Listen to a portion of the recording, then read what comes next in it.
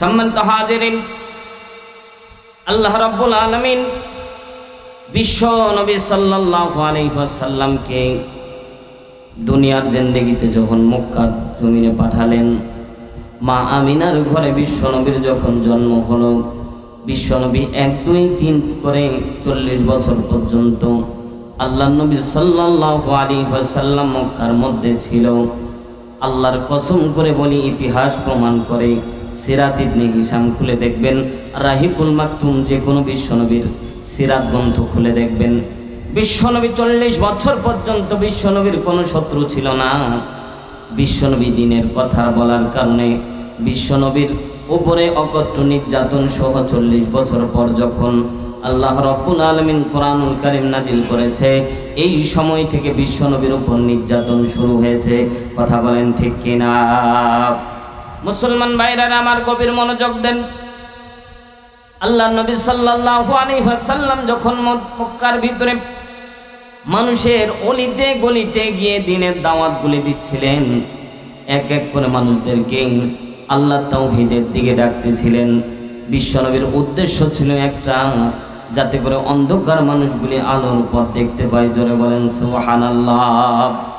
জাহান্নামে পড়ে থাকা মানুষগুলি যাতে করে জান্নাতি হতে পারে, অন্ধকারে পড়ে থাকা মানুষগুলি যাতে করে আলোর দিশা পেতে পায়, এজন্য বিশ্বনবীর প্রক্রিয়া ছিল, বিশ্বনবীর চাহিদা ছিল, বিশ্বনবীর দাওয়াতি মিশন ছিল। ডাইরেক্টলি মানুষের দ্বারে দ্বারে এত নির্যাতনের পরেও আল্লাহ নবী সাল্লাল্লাহু আলাইহি সাল্লাম কোনোদিন দাওয়াতি কাজ বন্ধ করে নাই। কথা বলেন ঠিক কিনা? মুসলমান, আজকে আমাদের বিপক্ষে, কোরআনের বিপক্ষে যখন মানুষ অবস্থান নেয়, কোরআনের বিপক্ষে যখন রাষ্ট্রীয়ভাবে আইন পাশ হয়, তখন অনেক মুসলমান দেখবেন সুবিধা দেখে তারা অন্যদিকে পাশ কেটে চলে যায়। কথা বলেন ঠিক কিনা? বিশ্বনবী নির্যাতন স্বীকার করলেন। আল্লাহ রাব্বুল আলামিন বললেন, লিতুখরিজান নাসা মিনাল যুলুমাতি ইলান নূর।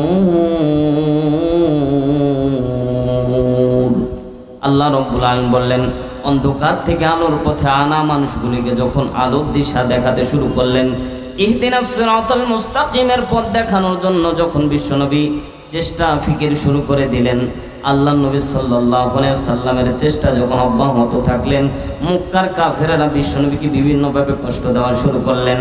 সম্মানিত ভাইয়ার আমার, এইগুলো গল্প বলতেছি না, সূরা কাউসারের শানে নজুল থেকে কথা বলতেছি। বিশ্বনবী সাল্লাল্লাহু আলাইহি ওয়াসাল্লাম যখন দাওয়াতি কাজ করতেছিলেন, বিশ্বনবীকে কষ্ট দেওয়া হচ্ছিল। আবু জেহেল এক পর্যায়ে বিশ্বনবীকে কষ্ট দেওয়ার জন্য সাদ বিন সুহাইল নামের একজন কাফেরকে মাসিক বেতন ভাতা দিয়ে নিযুক্ত করে বিশ্বনবীকে কষ্ট দেওয়ার জন্য তাকে নিযুক্ত করে দেওয়া হলো। জোরে বলেন নাউযুবিল্লাহ। সাদ বিন সুহাইল এই কাফেরটাকে বিশ্বনবীকে গালি দেওয়ার জন্য একেবারে টাকা দিয়ে, মাসিক বেতন ভাতা দিয়ে তাকে একেবারে নিয়োগ করে দেওয়া হলো।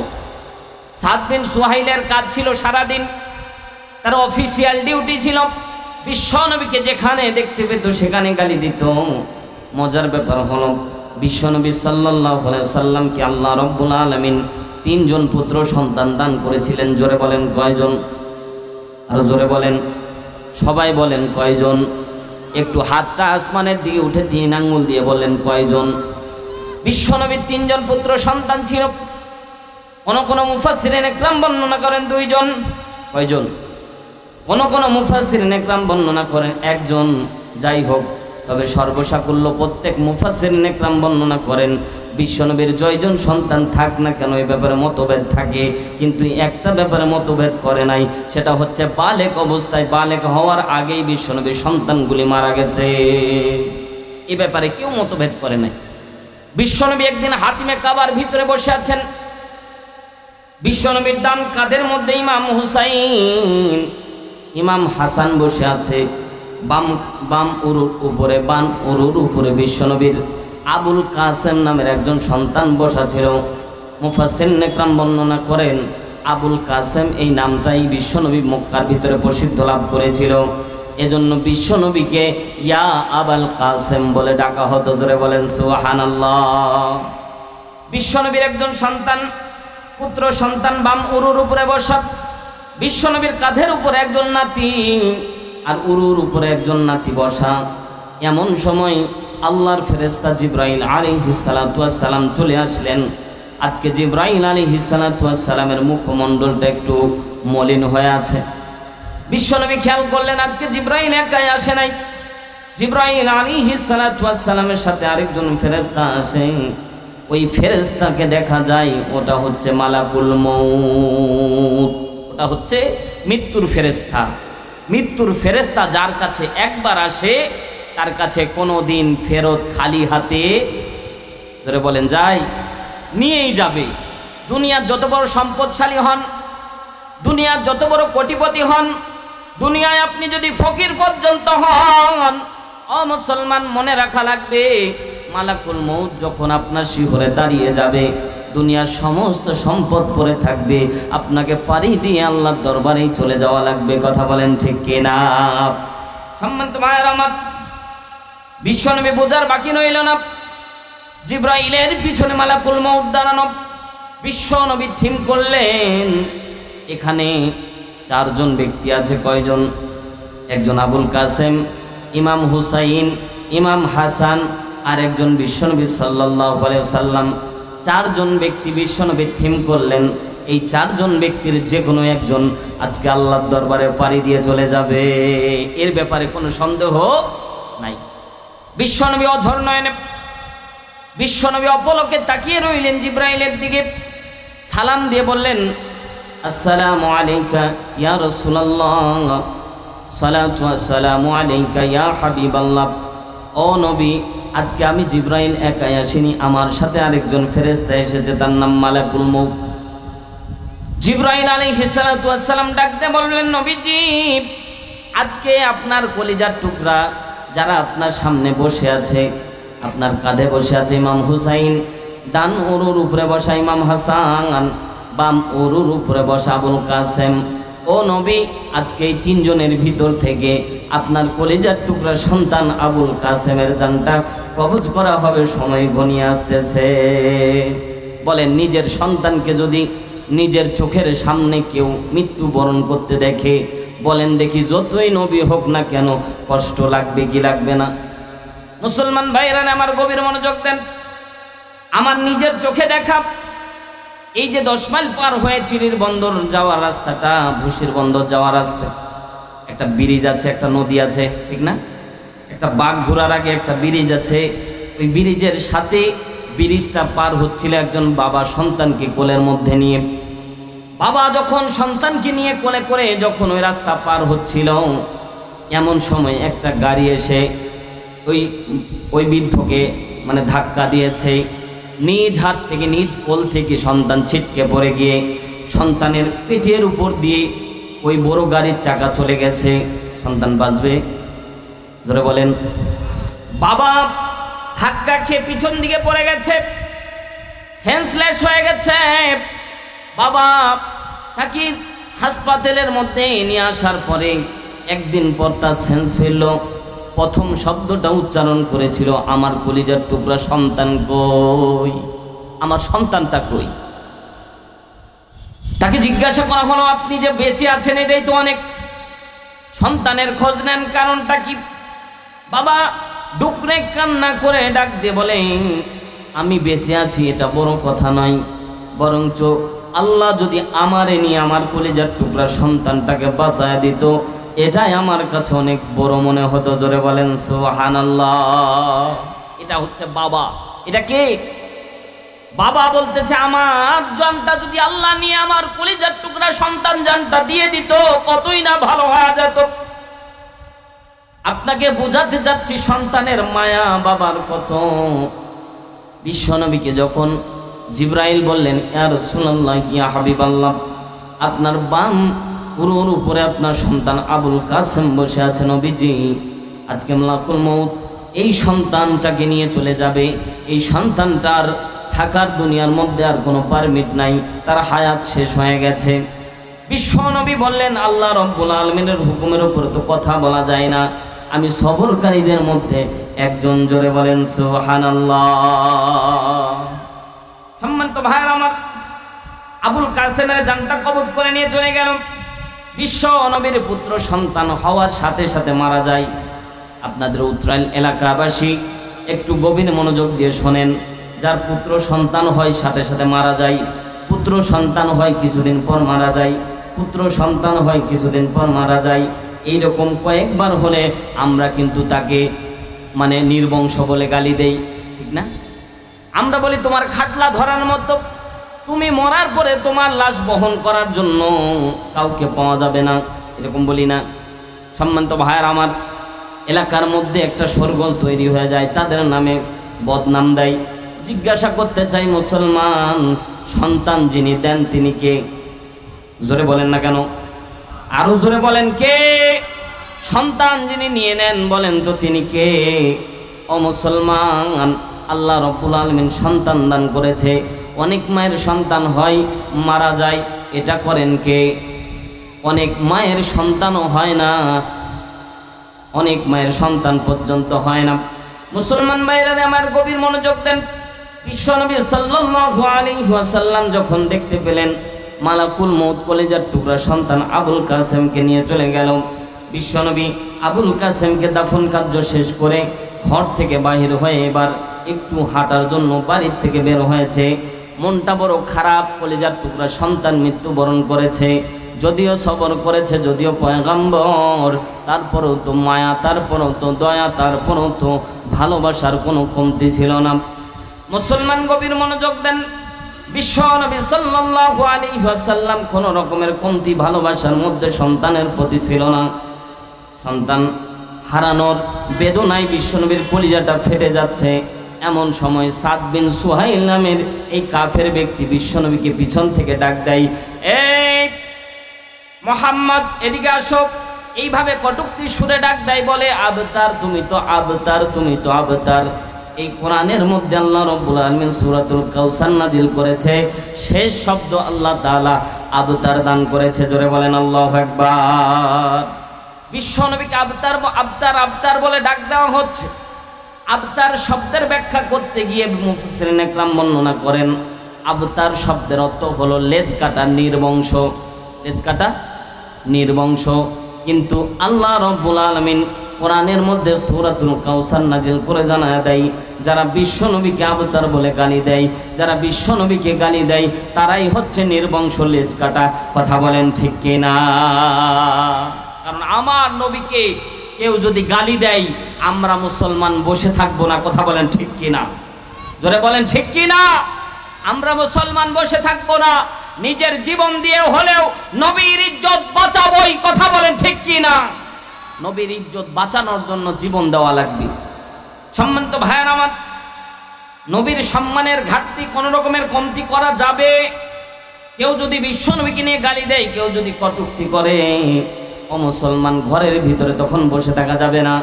দলদারি বাদ দিয়ে আল্লাহ তাআলার জমিনে, আল্লাহর জমিনে যে বিশ্বনবীকে নিয়ে গালি দিবে, যে বিশ্বনবীকে নিয়ে কটূক্তি করবে, যে বিশ্বনবীকে নিয়ে গালি দিবে, আল্লাহর কসম করে বলি বাংলার জমিনের মধ্যে তার বিচার করা লাগবে। কথা বলেন ঠিক কিনা? আমরা বলতে চাই যে আজকের সাবেক প্রেসিডেন্ট, তাদেরকে নিয়ে যদি গালি দিলে সংসদের ভিতরে বিল পাস হয়, তাদেরকে গালি দিলে যদি বিচার কাস্টে নিয়ে যে তাদের বিচার করা হয়, 90% মুসলমানের দেশে আমার নবীকে নিয়ে কেউ যদি গান ব্যঙ্গ করে, আমার নবীকে নিয়ে কেউ যদি কটূক্তি করে, আমার বাংলাদেশের মধ্যে আইন পাস করার দরকার, তাকে ফাঁসির মঞ্চে নিয়ে যাওয়ার। কথা বলেন ঠিক কিনা? কারণ কি, এই আইন না থাকার কারণে অসংখ্য মানুষ বিশ্ব নবীকে গালি দেয়, কটূক্তি করে। বলবেন এটা আবার সম্ভব নাকি? ও ভাই, ফেসবুক বলতে, ফেসবুক মেসেঞ্জার কিংবা টুইটার কিংবা ইউটিউবের মধ্যে সার্চ দিয়ে দেখবেন, আসাদ নূর দিয়ে একটা সার্চ দিবেন, এই কুলাঙ্গার রেগুলারলি ভাবে আমার নবীকে নিয়ে ব্যঙ্গ করে, কটূক্তি করে। জোরে বলেন না উযুবিল্লাহ। আজ থেকে অর্থাৎ 16 বছর, 16 সাল থেকে, কত সাল?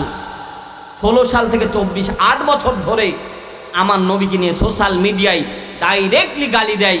অথচ 8 বছর হয়ে গেল, আজও পর্যন্ত আসাদ নূরের বিচার এই বাংলার জমিনে হয়নি। কথা বলেন ঠিক কিনা? সম্মানিত ভাইয়ের আমার, কেন কথাগুলি বললাম? সামনে আসেন। বিশ্বনবীকে নিয়ে কটূক্তি করার পরে মুসলমান যদি আপনি দাঁত ভাঙা জবাব না দিতে পারেন, বিশ্বনবীকে নিয়ে গালি দেওয়ার পরে যদি আপনি তার জবাব না দিতে পারেন, আল্লাহর কসম করে বলি মুসলমান, কোশ্চিনকালেও আপনি মুমিন মুসলমান দাবি করতে পারবেন না। বিশ্বনবী বলেন, লা ইউমিনু আহাদুকুম হাত্তা আকুনা আহাব্বা ইলাইহি মিন ওয়ালিদিহি ওয়া ওয়ালাদিহি ওয়ান নাসি আজমাইন।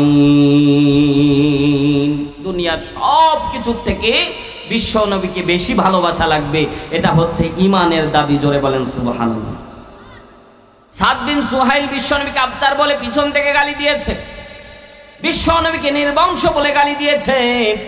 বিশ্বনবী মনে মনে চিন্তা করতে, হারে আমার সন্তানগুলি ছিল, আমার মনে হয় মাটি দেওয়ার মতো লোক ছিল, আমার সন্তানগুলি ছিল, আমার একটা শক্তি ছিল, কিন্তু আল্লাহ রব্বুল আলামিন বলেন, হাবিব আমি আল্লাহ রব্বুল আলামিন আপনাকে এতিম করে পাঠিয়েছি, আপনার বাপও নাই, মাও নাই, আপনার সন্তানও নাই, তার মানে এই না আপনি এমন এতিম। আমি আল্লাহ তাআলা তোমার জন্য গ্যারান্টি দিয়ে বলতেছি, তোমাকে যারা ভালোবাসতে পারবে না, তোমাকে যারা ভালোবাসবে না, আমি আল্লাহ তাদেরকে ঈমানদার বলে আখ্যায়িত করব না। জোরে বলেন সুবহানাল্লাহ। আল্লাহ তাআলা বললেন, হাবিব আপনি ঘোষণা করে দিবেন, আপনি বলে দিবেন, যতক্ষণ পর্যন্ত রাসূলকে দুনিয়ার সব কিছুর থেকে বেশি না ভালোবাসতে পারবা, ততক্ষণ পর্যন্ত তোমরা ঈমানদার হতে পারবা। সম্মানিত ভাইয়ের আমার, সাদ বিন সুহাইল বিশ্বনবীকে আবতার বলে গালি দিচ্ছে। আল্লাহ নবী সাল্লাল্লাহু আলাইহি ওয়াসাল্লামের মনটা বেজার হয়ে গেছে, আল্লাহ নবীর মনটা এমন খারাপ হয়ে গেছে, আল্লাহ নবীর চোখ দিয়ে পানি আসবে আসবে ভাব। এমন সময় আমার আল্লাহ রব্বুল আলামিন সূরাতুল কাউসার আল্লাহ নবীর উপরে নাজিল করে দিয়েছে। জোরে বলেন সুবহানাল্লাহ। যখন সাদ বিন সুহাইল বারবার বিশ্বনবীকে আবতার বলে লেজ কাটা নির্বংশ বলে গালি দিচ্ছে, আমার আল্লাহ রব্বুল আলামিন আর দেরি করে নাই, সাথে সাথে আসমান থেকে 3 আয়াত বিশিষ্ট সূরাতুল কাউসার বিশ্বনবীর উপর নাজিল করে দিয়েছে। জোরে একবার বলেন আল্লাহু আকবার। বিশ্বনবীর উপর সূরাতুল কাউসার এই সময় নাজিল হওয়ার কারণটা কি? বিশ্বনবী সাল্লাল্লাহু আলাইহি সাল্লাম সব সময় আপনাকে আমাকে নিয়ে ভাবেন, সুবহানাল্লাহ বলেন। উম্মত উম্মত উম্মত, সর্বহালতে উম্মত নিয়ে চিন্তা করেন। বিশ্বনবী যেদিন মৃত্যুবরণ করেন, বিশ্বনবীর শেষ শব্দ তার কলিজার টুকরা সন্তানের জন্য করে নাই, বিশ্বনবী তার পিতামাতার জন্য করে নাই, বিশ্বনবীর শেষ শব্দ ছিল রব্বি হাবলি উম্মতি, রব্বি হাবলি উম্মতি। কথা বলেন ঠিক কিনা? শেষ শব্দ এটা ছিল। সম্মানিত ভাইয়ের আমার, বিশ্বনবী মেরাজের রজনীতে যখন গেলেন, মেরাজে যাওয়ার পরে বিশ্বনবীকে 3টা জান্নাতি নহর থেকে পান করানো হলো। কয়টা? জোরে বলেন। 3টা নহর। 1 নাম্বার মধুর নহর। জোরে বলেন কিসের নহর? 2 নাম্বার দুধের নহর। 2 নাম্বার। 3 নাম্বার হচ্ছে পানির নহর। কি নহর? পানির।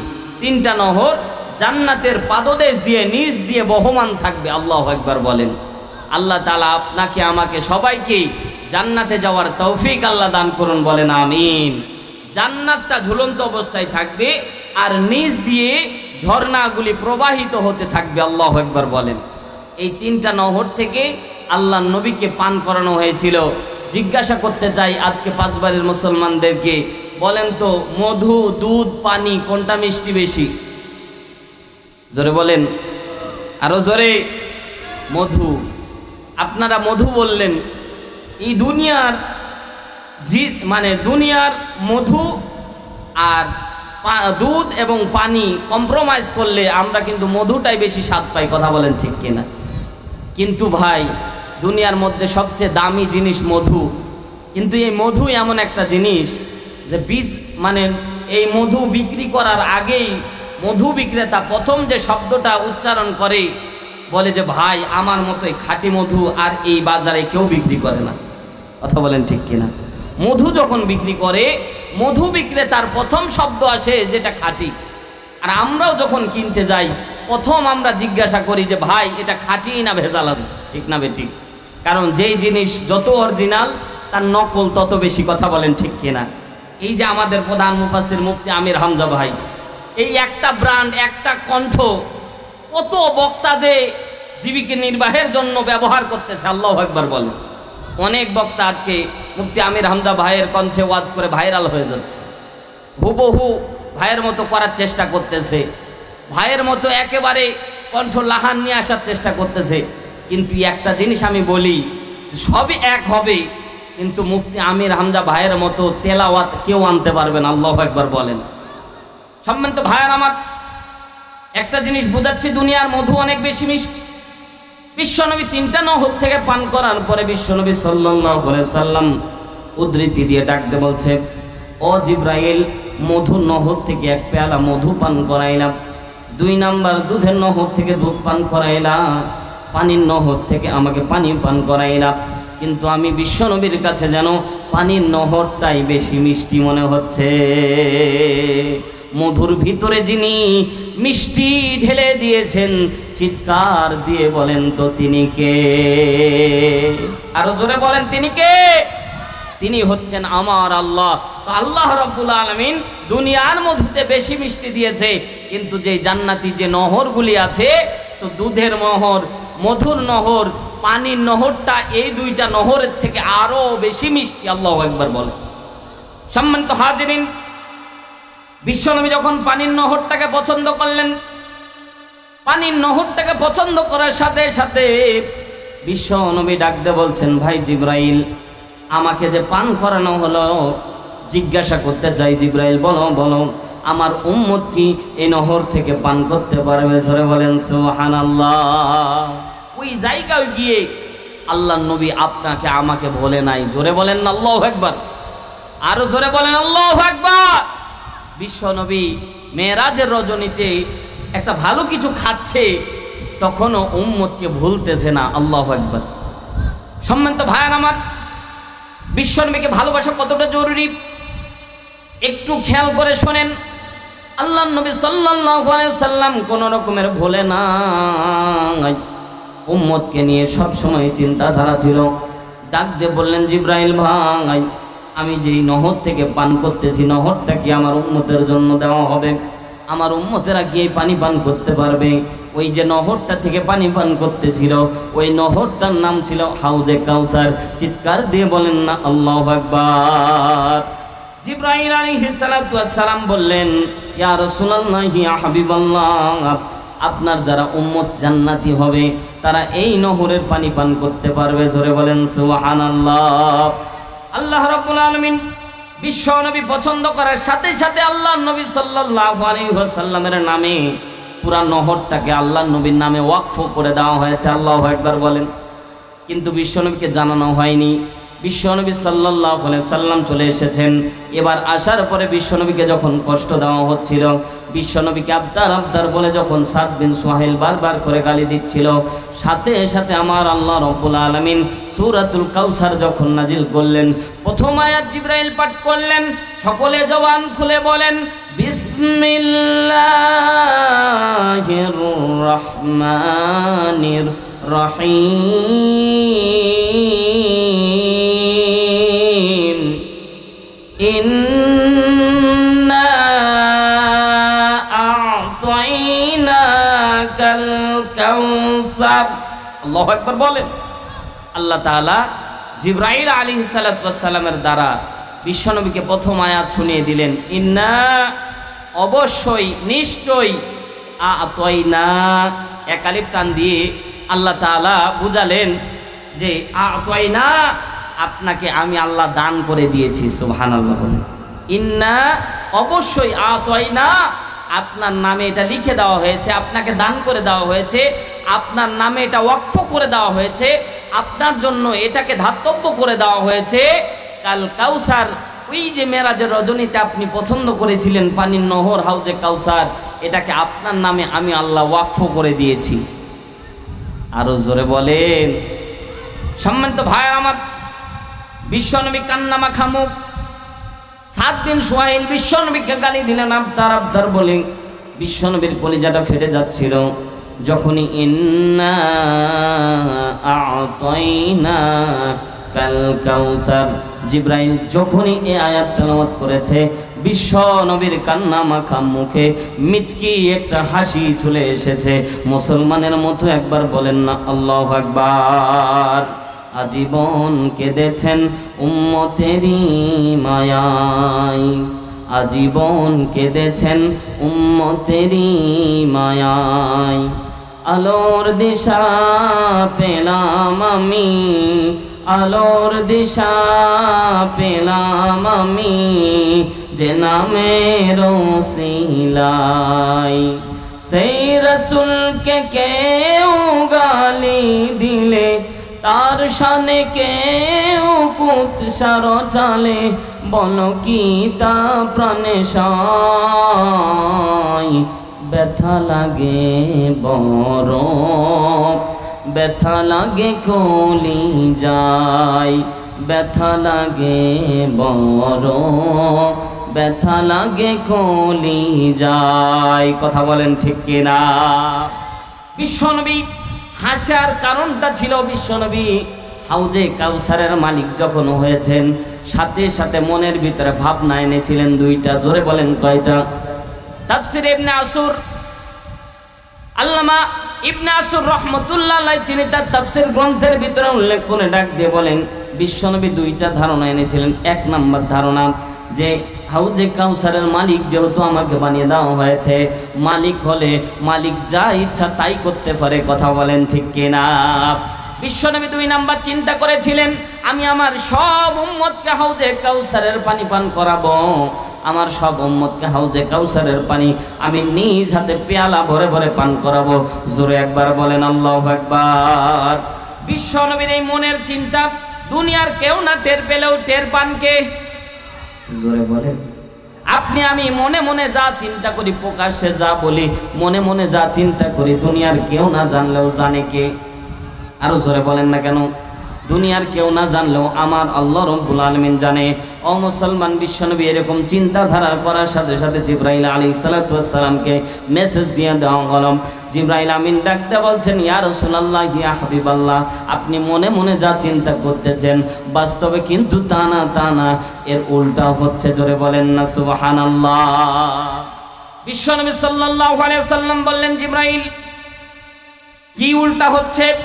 বলতেছেন নবীজি আপনি মনে মনে চিন্তা করেছেন আপনার সমস্ত উম্মতকে আপনি হাউজে কাউসারের পানি পান করাবেন, কিন্তু না না না, আল্লাহ রাব্বুল আলামিন দুই নাম্বার আয়াত নাজিল করে জানায় দেয় দুইটা গুণওয়ালা ব্যক্তি, দুইটা বৈশিষ্ট্য যার মাঝে থাকবে, দুইটা গুণ যার মাঝে থাকবে, কেবলমাত্র হাউজে কাউসারের পানি তারাই পাবে। জোরে বলেন সুবহানাল্লাহ। বিশ্বনবীকে জিবরাইল আমিন বললেন ফাসাল্লি লিরাব্বিকা ওয়ানহার। চিৎকার দিয়ে বলেন না আল্লাহু আকবার। আরো জোরে একবার বলেন না আল্লাহু আকবার।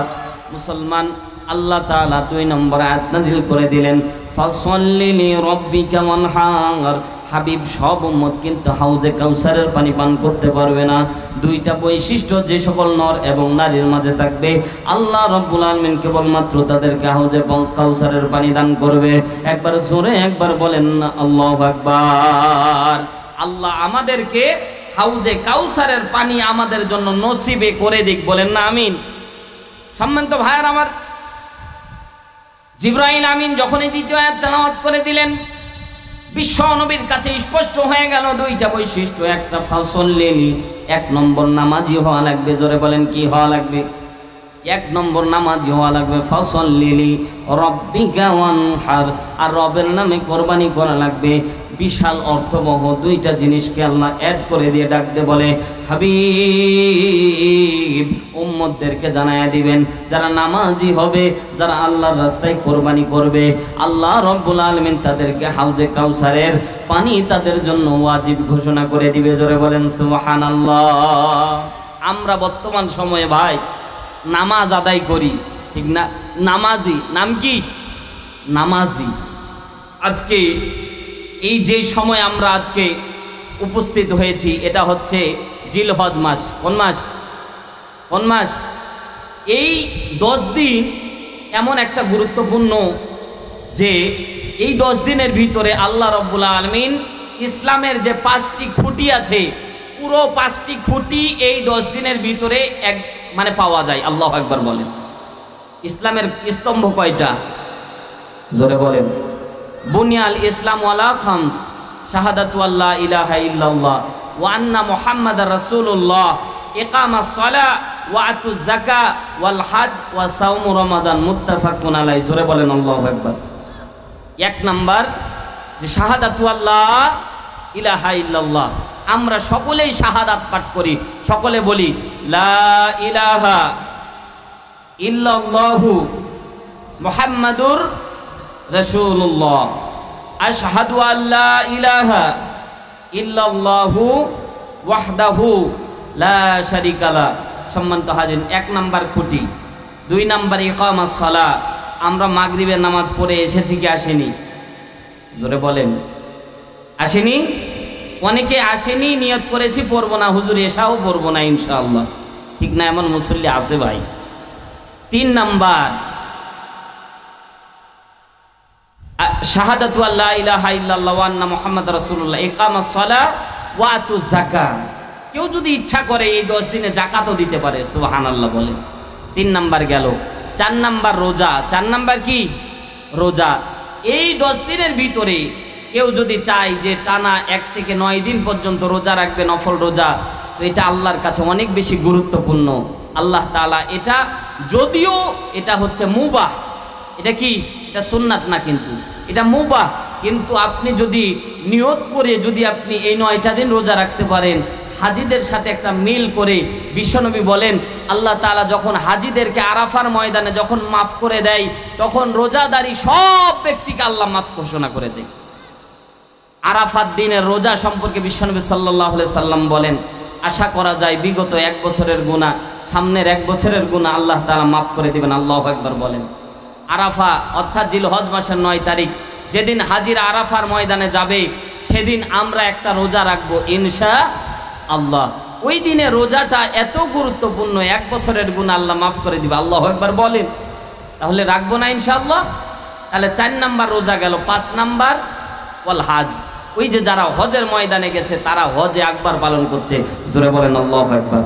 তার মানে জিল হজের যে 10টা দিন আছে, এই 10টা দিন ইসলামের 5টা খুঁটি একসাথে সাবেত হয়। আল্লাহু আকবার বলেন।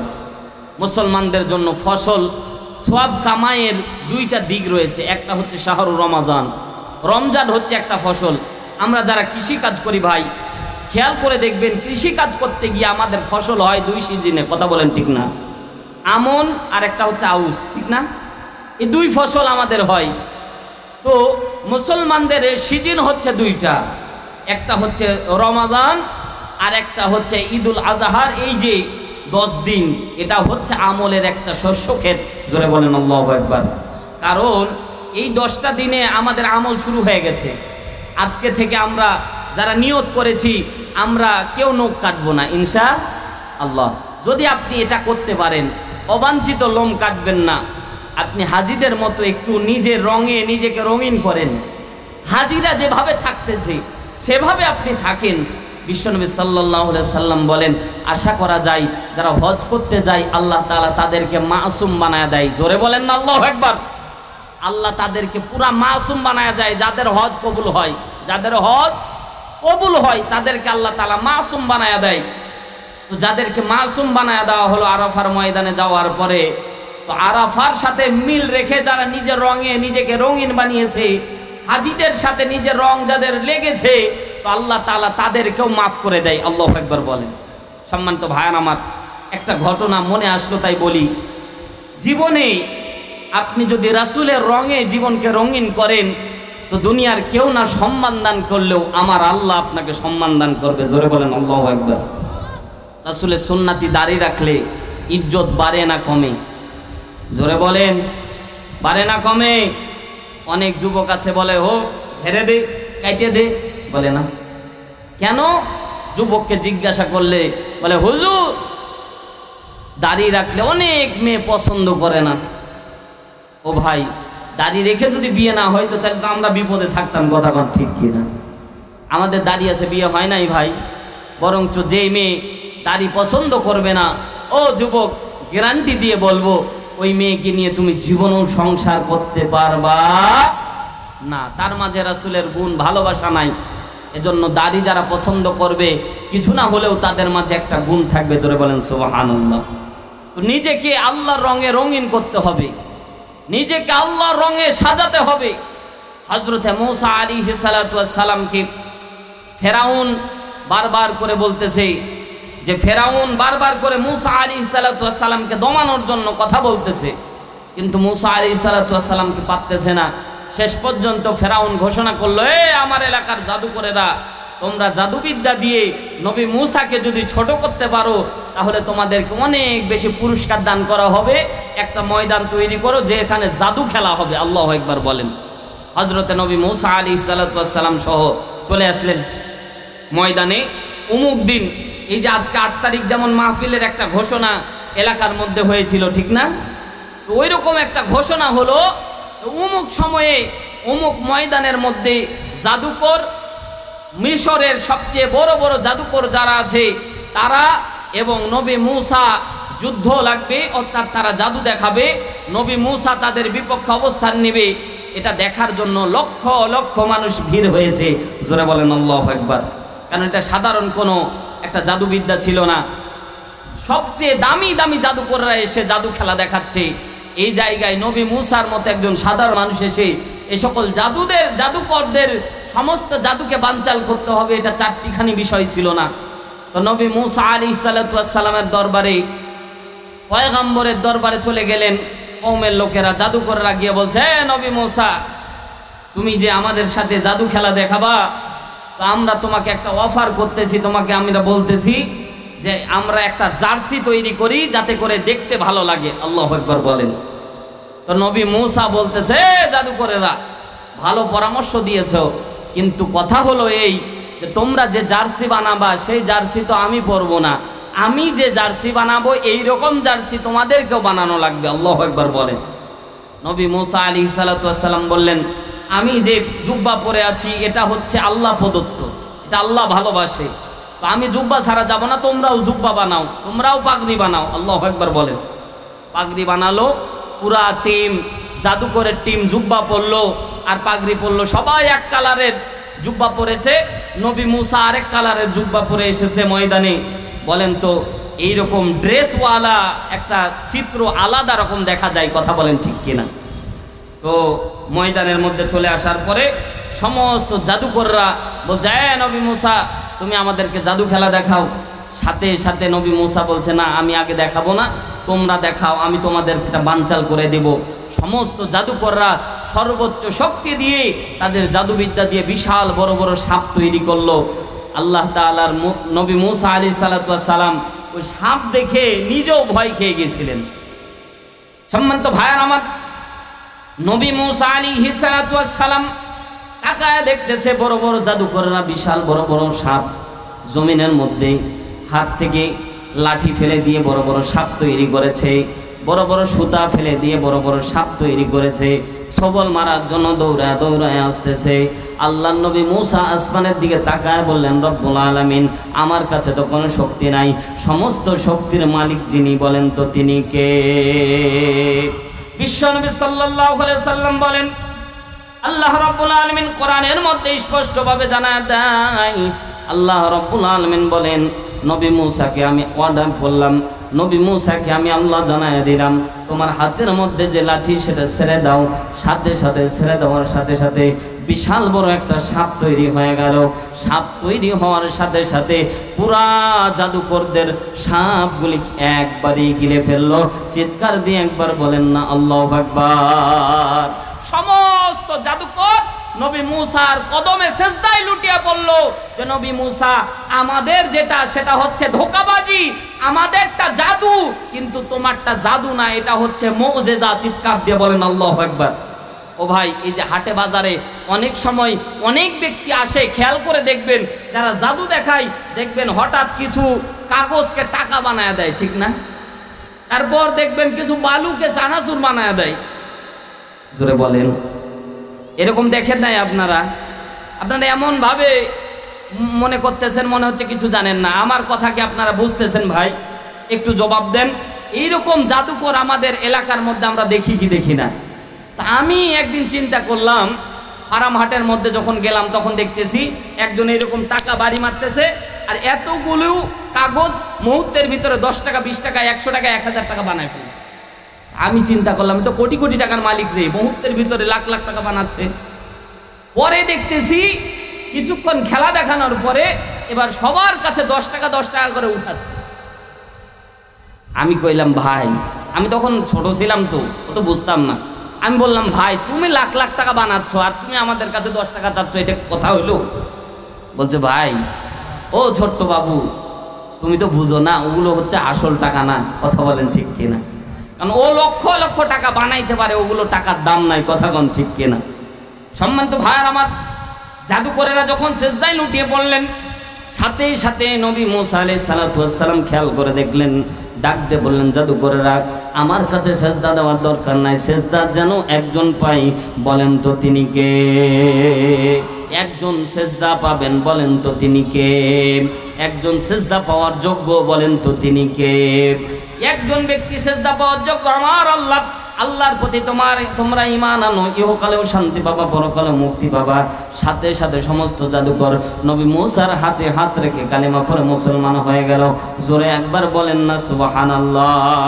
সাথে সাথে ফেরাউন ডাকতে বলল, এ জাদুকরেরা, তোমরা নবী মুসাকে ঘায়েল করার জন্য তোমাদেরকে এত হায়ার করে টাকা খরচ করে তোমাদেরকে নিয়ে আসা হলো, কিন্তু তোমরা আমাদের কাছে চলে আসতেছ, কিন্তু তোমরা আমার কাছে না এসে আমার কাছে আত্মসমর্পণ না করে আমার চোখের সামনে তোমরা নবী মুসার হাতে হাত রেখে কালিমা পড়ে মুসলমান হয়ে গেল।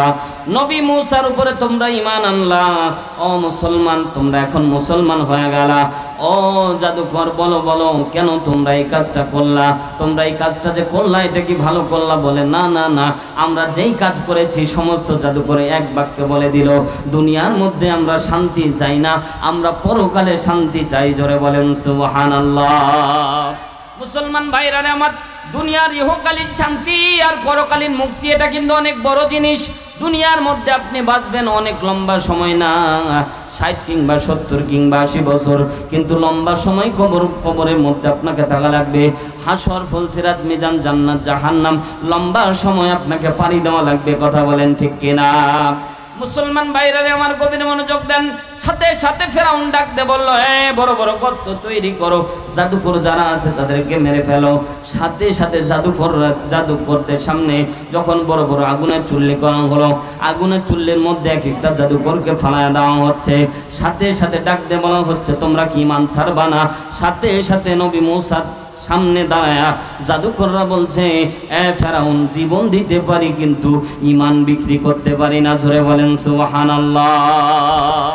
একটা জাদুকরও বেঈমান হলো না, ঈমান গ্রহণ করে নিজের জীবনকে বিলীন করে দিচ্ছে। তো নবী মুসা আল্লাহর দরবারে বলছে, আল্লাহ, এক ফেরাউনকে তো ঈমান দিয়ে দিলেই তো হয়ে যাইতো, এতগুলো লোক আমার চোখের সামনে ঈমান আনলো, এখনো নামাজ, রোজা, হজ, যাকাত কিচ্ছু ফরজ হলো না, আর এরা ঈমান আনার সাথে সাথে তাদেরকে দুনিয়ার থেকে বিদায় করে দেওয়া হচ্ছে। আল্লাহ, এটা কি ভালো কাজ হচ্ছে? বলছে, নবী মুসা, ওই জাদুকরদেরকে তো ঈমান দিতাম না, ঈমান দেওয়ার কারণ হচ্ছে জাদুকররা তোমার রঙে রঙিন হয়েছে, তোমার রঙে রঙিন হওয়ার কারণে আমার অনেক বেশি ভালো লেগেছে, এজন্য জাদুকরদেরকে স্থায়ী জান্নাতের জন্য আমি আল্লাহ নির্ধারণ করে দিয়েছি। জোরে বলেন আল্লাহু আকবার। এজন্য জাদুকরদেরকে আমি স্থায়ী জান্নাতের মধ্যে তাদের নামটা লিখে দিয়েছি।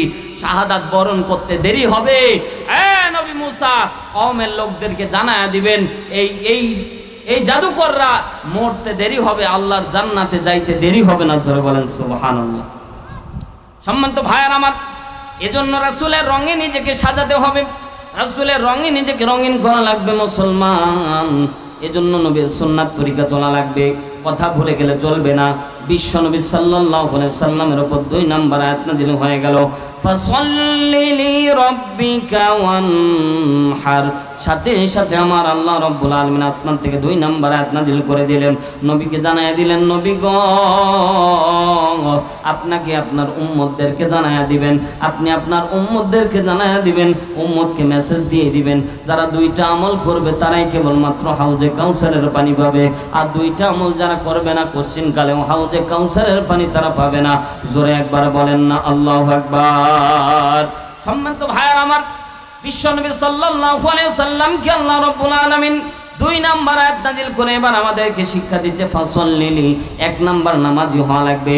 ও মুসলমান, আমরা যারা বসে আছি আজকে থেকে 5 ওয়াক্ত নামাজ পড়ব এমন নিয়ত করার দরকার আছে না নাই? অনেক ব্যক্তি আমরা নামাজ আদায় করি না, কিন্তু আজকের মাহফিল থেকে আমরা ওয়াদাবদ্ধ হব যে আমরা সকলেই 5 ওয়াক্ত নামাজ পড়ব ইনশাআল্লাহ। 2টা হাত একবার উঁচু করেন, লিল্লাহে তাকবীর, লিল্লাহে তাকবীর। 5 ওয়াক্ত নামাজ পড়বো তো ইনশাআল্লাহ। পর্দা নিশি যারা মা বোন আছি আমরাও তো পড়বো ইনশাআল্লাহ। কবুল করুন, বলেন আমিন। সম্মানিত হাজিরিন, সামনে আমাদের কোরবানি, ঠিক না? আমরা কোরবানির কিছু মাসআলা একটু শর্টকাটে শিখে নিই। আমরা 7 ভাগে কোরবানি দিতে এশিয়া মহাদেশের মানুষ খুব অভ্যস্ত। কয় ভাগে? জোরে বলেন। 7 ভাগ দিই একটা গরুতে। এটা দেওয়া দোষণীয় না, হবে না এমনটা না, হবে, কিন্তু 7 ভাগে কোরবানি দেওয়া এই মাসআলা খুব জটিল। কারণ 7টা ভাগ যে দিচ্ছেন, 7টা ভাগে যদি একটা ভাগে যদি হারাম কোনো খাদ্য, হারাম কোনো টাকা ঢুকে যায়, 7 ভাগের কোরবানি একটাও হবে না। ও ভাই বলেন, এইরকম সলিড মানুষ কি এলাকায় পাওয়া যাবে? তো একজন বলতেছে হুজুর 7 জনের আর কি দেখবো, আমারটাই তো হালাল না, এজন্য আর 7 জনের কারো দেখার টাইম নাই, আমরা গরানে আমরা মারতেছি, আমাদের কি কোরবানি হবে? বলেন তো হবে? হবে। সম্মানিত হাজিরিন, 7 ভাগে কোরবানি দিতে হবে দেখে যে ভালো ভালো যারা আছি তারা। আর যদি সামর্থ্য থাকে তাহলে আপনি একাই কোরবানি দেওয়ার চেষ্টা করবেন, এটাই হচ্ছে বেটার। আগের থেকেই একটা পশু ক্রয় করে নেবেন। একটা পশু ক্রয় করে নিলে সেটাকে নিজ হাতে লালন পালন করলে এর প্রতি একটা মায়া জন্মে, ঠিক না ভাই? ঠিক। এর প্রতি একটা ভালোবাসা জন্মে, এর প্রতি একটা সফট কর্নার নিজের মাঝে চলে আসে। ওই পশুটাকে যখন কোরবানি করবেন, শুধুমাত্র পশু কোরবানির নাম কোরবানি না, বরঞ্চ নিজের অন্তরাত্মাকে কোরবানি দেওয়ার নাম কোরবানি। কথা বলেন ঠিক কিনা? অনেক হাজি আছে কঙ্কর নিক্ষেপ করে। এই যে যখন হাজিরা হজ করতে যায় তখন বড় বড় 3টা শয়তান আছে, হাজি সাহেব আছে, 3টা শয়তানের পথিকৃত ছাপানো আছে সেখানে। যখন মিনা ময়দানের মধ্যে মিনাতে যাওয়া হয়, জামারায় যাওয়া হয়, তখন পাথর নিক্ষেপ করতে হয়। তো বাংলাদেশের হাজিরা পাথর নিক্ষেপ করে। একটা মজার তথ্য আপনাদেরকে দেই, এত হাজি পাথর নিক্ষেপ করে কিন্তু পাথরের স্তূপ নিচে জমা হয় না। আল্লাহু আকবার বলেন।